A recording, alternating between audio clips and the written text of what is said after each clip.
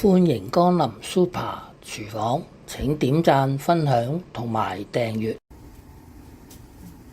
煲一大鑊嘅水，水滾啦，放啲意粉落去，用少少力將啲意粉整攣，用筷子撩鬆啲意粉，落1茶匙嘅鹽，轉中火煲佢7至8分鐘。呢包意粉嘅說明係要煲佢7至8分鐘先至腍嘅。我哋打開蓋睇下啲意粉，繼續將啲意粉用筷子撩鬆，跟住再冚蓋焗多佢一陣。好快脆，啲意粉已經焗腍咗啦。咁樣我哋用筷子將佢夾起。啲意粉已經夾起咗啦，咁我哋就倒入凍水，將佢過一個冷河，拎起備用。喺呢個時候，我哋處理啲豬肉，放入熱料，醃佢大約10至15分鐘。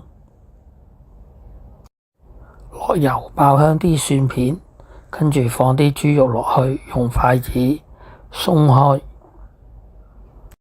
見到啲豬肉開始變色啦，咁我哋就反轉佢，再煎另外一邊。另外一邊已經煎熟咗啦，跟住就可以放埋啲意粉落去，將佢兜勻啦。加入3湯匙嘅蠔油，用鑊鏟將佢兜勻。2湯匙嘅豉油，落1茶匙嘅糖，用鑊鏟將佢兜勻，咁樣就可以夾起佢啦。肉片意大利粉咁樣就完成咗啦。如果想更加好味啲，可以加入黑椒碎，咁樣就會變身為黑椒肉片意粉啦。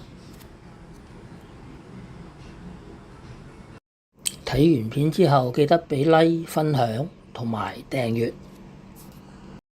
睇完片之後，記得俾 like、分享同埋訂閱。我仲有大量嘅煮餸影片，可以登入下邊 info box 參觀。